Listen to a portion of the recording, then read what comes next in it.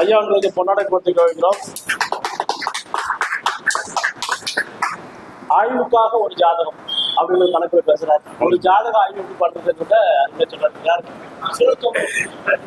அன்புள்ள குருநாதர் அவர்களே, ஜோதிடத்திலே கரைகண்ட திரு சீனிவாசன் ஐயா அவர்களே, இவ்வளவு நேரம் உரையாற்றி விட்டு செல்லக்கூடிய சேலம் ஐயா அவர்களே, ஏனைய ஜோதிட சொந்தங்களே, விழுப்புரத்தினுடைய ஜோதிட ஆசிரியர் திரு கம்பியாம்பிலியூர் கவியரசன் அவர்களே, உங்கள் அனைவருக்கும் என்னுடைய அன்பான மாலை நேர வணக்கத்தை தெரிவித்துக் கொள்கிறேன். அதாவதுங்க, ஜோதிட கருத்தரங்கம் என்பது வர வர கொஞ்சம் கொஞ்சமாக குறைஞ்சிட்டு தான் இருக்கிறாங்க. ஏன்னா இருந்து அவங்க கேட்குற அளவுக்கு அவங்க நேரம் இல்லை. அது என்ன காரணம்னு கேட்டிங்கன்னா, அவரவர்கள் வெவ்வேறு வேற பணி வைத்திருக்கிறார்கள். அதான் பிரச்சனை. இப்போ என்ன கூட பார்த்தீங்கன்னா, என்னை சீக்கிரம் அனுப்பினா போகிறோன்னு நினச்சிக்கிட்டு இருக்கேன். எங்கள் பொண்ணு என்ன பண்ணுது, அப்பா என்னப்பா பண்ணுற, சீக்கிரமாப்பா அப்படின்னது. ஆக பல விதமான பிரச்சனைகள் வேலைக்கு மத்தியில் தான் நாங்கள் இதை உண்மையிலே வந்து கொண்டிருக்கிறோம். அதை ஜோதிட ஜாம்பவான் திரு ஐயா சீனிவாசன் அவர்கள் அதை ஆமோதிப்பார் என்று நினைக்கிறேன். ஏனென்று சொன்னால், அவருக்கு பல விதமான வேலைகள் இருந்தாலும் இதுக்கு நம்ம எதுக்கு வரோம் அப்படின்னு கேட்டிங்கனாக்கா, இந்த ஜோதிடத்தை பற்றி நம்மை தவிர வேற யாரும் பரப்ப முடியாது. அதான் உண்மை. அதாவதுங்க, ஜோதிடத்தை யாரு பரப்ப முடியும்? ஜோதிடர்கள் தான் ஜோதிடத்தை பரப்ப முடியும். ஏனென்று சொன்னால், அவர்கள் அதை ஒரு கடமையாக கொள்ள வேண்டிய அவசியம் ஏற்பட்டிருக்கிறது. ஏன்னா மற்றவர்களை ஒரு வியாபாரிகள்கிட்ட போயிட்டு ஜோதிட புத்தகம் கொடுத்தோம்னா என்ன பண்ணுவாரு, அவர் வாங்கி மாற்றுவார். யாராவது இதை வாங்கினா நமக்கு ஒரு 30% கமிஷன் கிடைக்கும் அப்படின்னு அவர் வாங்கி மாட்டிடுவார். அவர் ஜோதிடத்தை பரப்புவாரா என்று சொன்னால் பரப்ப மாட்டார். இன்றைய காலகட்டத்திலே எங்குதான் ஜோதிடம் இருந்தாலும் சரி, ஜோதிடம் எவ்வளவுதான் வளர்ந்தாலும் சரி, ஜோதிடத்தை வளர்க்க வேண்டிய கட்டாயம் ஜோதிடர்களுக்கு இருக்கிறது. ஆக இது ரெண்டு விதமா இருக்கலாம். நம்முடைய சுயநலம், நம்ம கிட்ட 4 பேர் ஜோதிடம் பார்க்க வரணும், இது ஒரு கருத்தா இருக்கலாம். அப்படி இல்லையா, ஜோதிடத்தை நாம் வளர்க்க வேண்டும், இது ஒரு கருத்தா இருக்கலாம். இல்ல ஜோதிடத்தை மற்றவர்கள் புரிந்து கொள்ள வேண்டும், இப்படி இருக்கலாம். சரிங்க, இந்த அளவிலே இதை நிறைவு செய்து இப்ப நான் என்ன டாபிக் பேச வந்திருக்கிறேன். நீங்க எல்லாம் ஜோதிடம் தெரிந்தவர்கள், எல்லாம் புரிந்தவர்கள். உங்களுக்கு தெரியாத ஒன்று பேச போறதில்ல. ஒரு ஜாதக ஆய்வு தான், ஒரு 3 கருத்து தான். ஏன்னா ஐயா அவர்கள் சீக்கிரமா முடித்துக் கொள்ளுங்கள் மணிபாலன் என்று சொல்லிவிட்டார்கள். ஒன்னே அதாவது கன்னி இலக்கணம். அந்த ஜாதகம் இங்கே போய் போட்டாக்கா எனக்கு சிரமமா இருக்கு. நான் என்ன பண்ணேன், ஒரு மீட்டிங்ல தெரியாதனமா ஆஞ்சநேயர் ஜாதகத்தை ஆய்வுக்குன்னு போட்டுட்டேன். அது நான் என்ன தலைப்பு கொடுத்தேன், ஆய்வு செய்யலாம் வாங்க ஜாதகத்தைன்னு ஒரு தலைப்பு கொடுத்துட்டேன். அவர் என்ன பண்றாரு, சேலத்துல இருந்து வந்த ஒரு அன்பர் என்ன பண்றாரு, அவர் ஒரு கருத்தை சொல்றாரு. இங்க ஒரு ஐயா உட்கார்ந்து இருந்தார், அவர் புத்தகம் வெளியிட்டிருக்கிறார், சின்னசேலம் ஐயா அவர்கள். அவர் என்ன சொல்றாரு, நான் படிக்கிறதுக்கு முன்னாடியே முடிக்கிறதுக்கு முன்னாடியே நான் சொல்ல வந்த கருத்தை, ஏங்க ஆஞ்சநேயருக்கு கல்யாணம் ஆகலை, நீங்க அதை சொல்லலையா, நான் அதுக்கு தான் வர அடுத்தது. அவர் என்ன சொல்றாரு, ஆஞ்சநேயருக்கு ஏங்க கல்யாணம் ஆகல, சுக்கிரன் நீசம். அப்புறம் நம்ம விளக்கம் சொன்னோம். அதனால இந்த ஜாதகத்துல நான் போர்டுல எழுத போறதில்லை. ஏன்னா அப்புறம் நீங்க எல்லாரும் ஒண்ணு சொல்ல ஆரம்பிப்பீங்க. ஏன்னு சொன்னால் அனைவரும் ஜோதிடர்கள், அது முக்கியமான கருத்து. அது தானாவே புரியும். கன்னி லக்கணம், லக்கணாதிபதி மீனத்திலே நீசாகிறார். ஒரு பாயிண்ட், 3 பாயிண்ட் தான் நான் சொல்ல போறேன், உங்களுக்கு தெரியாது இல்லை, நீங்க பயங்கரமான ஆளு.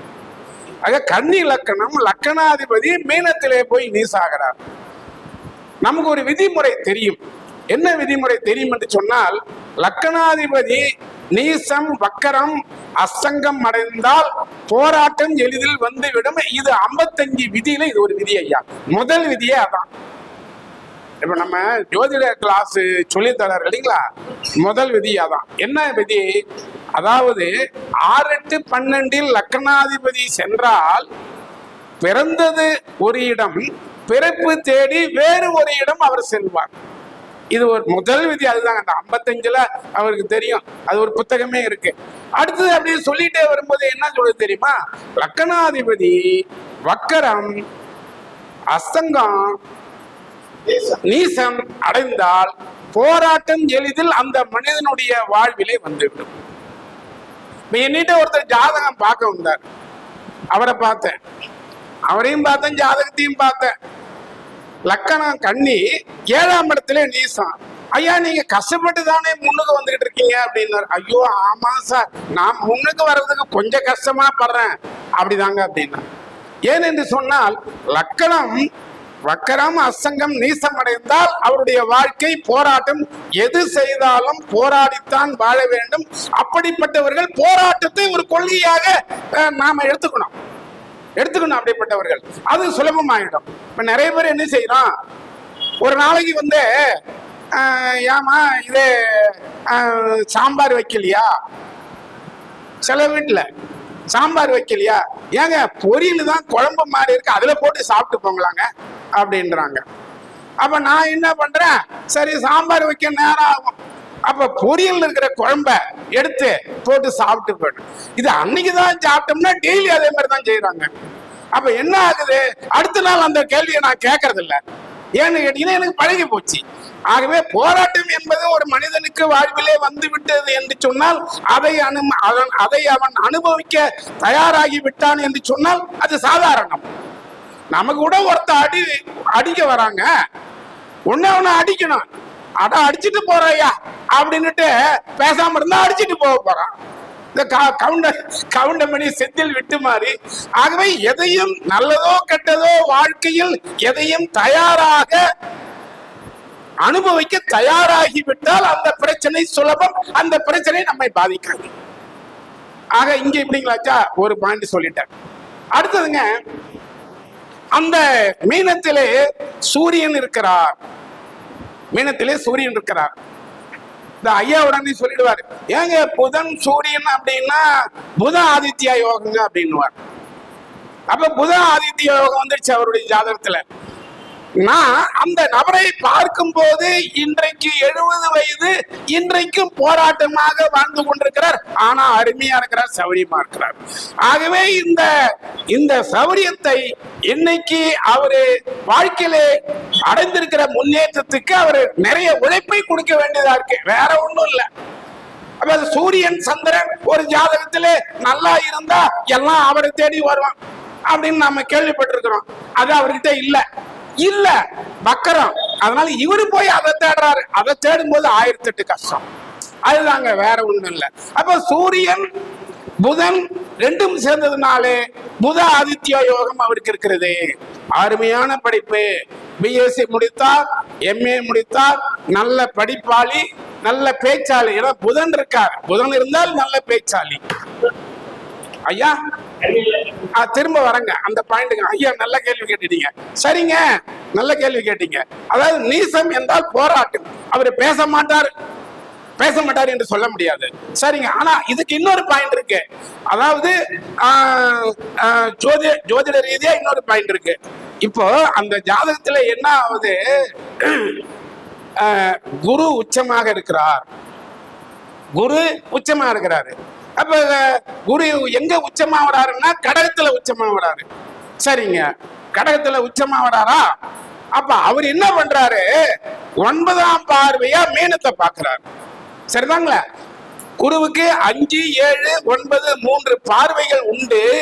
கடகம், சிம்மம், கன்னி, துலாம், விருச்சிகம், தனுசு, மகரம், கும்பம், மீனம். 9ஆம் பார்வையாக இந்த மீனத்தை பார்க்கிறார். பார்ப்பதனாலே ஒரு கிரகம் நீசம், ஒரு கிரகம் உச்சம். அங்கே அவருக்கு வாழ்க்கையிலே நீச்ச பங்க ராஜயோகம் ஏற்படுகிறது. போயிடுச்சுங்களா? இன்னைக்கு இங்க உண்மையில நான் வந்துங்க அந்த நபர் என்னுடைய நல்ல நண்பர். ஏங்க மணிபாலன், நான் சிதம்பரத்துல படிச்சேங்க. நான் 7ஆவதுல போய் படிக்கும் போது எங்க வாத்தியார் எனக்கு முட்டை போட்டு தராரு அப்படின்னாரு. அதாவது அவரு வாங்கின மார்க்கு 7ஆவதுல செய்யப்படும். ஆனா அதே நபர் 420 மார்க் SSLCல பாஸ் பண்ணி வெளியே வராங்க. எதெல்லாம் வராது, கணக்கு நமக்கு கஷ்டம்னு நினைச்சோமோ அதுல 74 மார்க் வாங்கி வெளியில வருகிறார், நல்ல வெற்றியோடு வருகிறார். இது எதுக்காக நான் சொல்றேன் அப்படின்னு கேட்டீங்கன்னா, நீச்ச பங்க ராஜயோகம் முதலில் இல்லாதது போல வாழ்வு ஆரம்பிக்கும். நாளாக நாளாக ஒவ்வொன்றாக கடவுள் கொடுப்பனை மூலமாக கிரகங்களின் அனுக்கிரகத்தாலே வந்து சேரும். பின்னர் அவர் வெற்றி அடைவார். ஆக நீச்ச பங்க ராஜயோகம் முடிஞ்சு போச்சுங்களா? ஒண்ணு சொன்னேன் நீசம், ஒண்ணு சொன்னேன் நீச்ச பங்க ராஜயோகம். அடுத்ததுங்க பாத்தீங்கன்னா, இந்த புத ஆதித்ய யோகம் இருக்கு பார்த்தீங்களா? அப்படி இருப்பவர்கள் நிபுணத்துவம் பெற்றவர்களாக இருப்பார்கள், கல்வியில் நிபுணத்துவம் பெற்றவர்களாக இருப்பார்கள், நல்ல மார்க் வாங்குவார்கள், அதே நேரத்தில் நல்ல படிப்பு படிப்பார்கள். அவர்கள் ஒரு பொருளை எடுத்து ஆய்வு செய்து ஐயா மாதிரி வெள்ளையன் ஐயா மாதிரி ஆய்வு செய்து அக்கு வேற ஆணு வேறாக பிரித்து விடுவார்கள். இது கல்வியில் நிபுணத்துவம் என்று நாம சொல்லலாம். அதே நேரத்துல இந்த இதுதான் எப்படி இருக்குதா? சரிங்க, இப்ப வாழ்க்கையை பத்தி பார்க்கணும். அப்ப ஒரு இப்ப நமக்கு 12 லக்கணம் இருக்குது ஐயா. அதுல சர சிர உபய அப்படின்னு இருக்கு. நாம இந்த பாதகாதிபதி பிறகு பாத்தீங்கன்னா மாரகால், இதெல்லாம் நாம என்ன பண்றோம்? சரம் சிரம் உபயம் வச்சு பாக்குறோம். இப்ப இந்த இது கடகம் என்னங்க வருது? உபயமா வருது. அப்ப உபயமா வருது, 7ஆம் இடமா வருது, 7 11 வருது. கன்னி சிம்மம், கன்னி கன்னி சிம்மம், கன்னி துலா விருச்சிகம் தனுசு மகரம் கும்பம் மீனம், 7ஆம் இடம் குருவோட வீடு.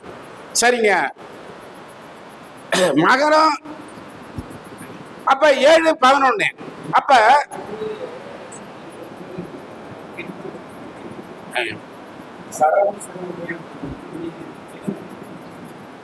இல்ல உபயம் அதான் ஐயா. இப்போ கடகம் அதாவது நீங்க சொல்றது குருவோட வீடு தான். நான் சொல்றது 7 11 7 11 குருவோட வீடு.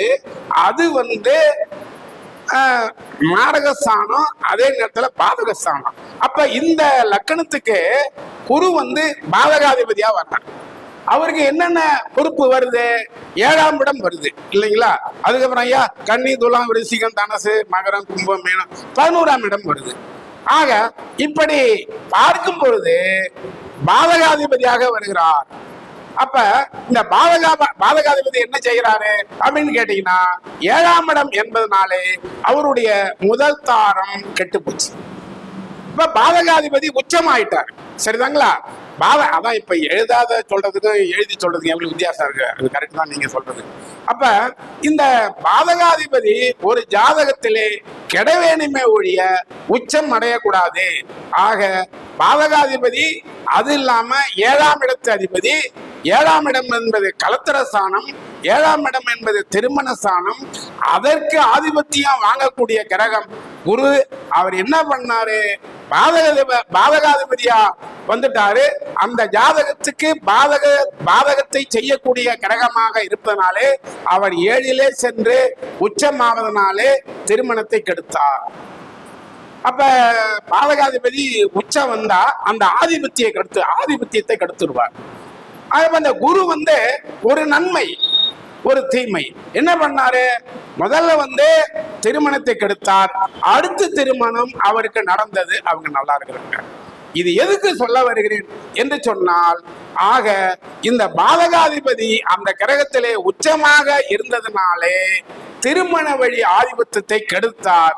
அடுத்தது கெடுத்து திரும்ப ஒரு திருமணத்தை கொடுத்தார். இது நீச்ச பங்க ராஜயோகத்துக்கு சமமாகவும் இருக்கிறது என்று கூறிக்கொண்டு எனக்கு வாய்ப்பளித்தமைக்கு நன்றி பாராட்டி விடைபெறுகிறேன். வணக்கம்.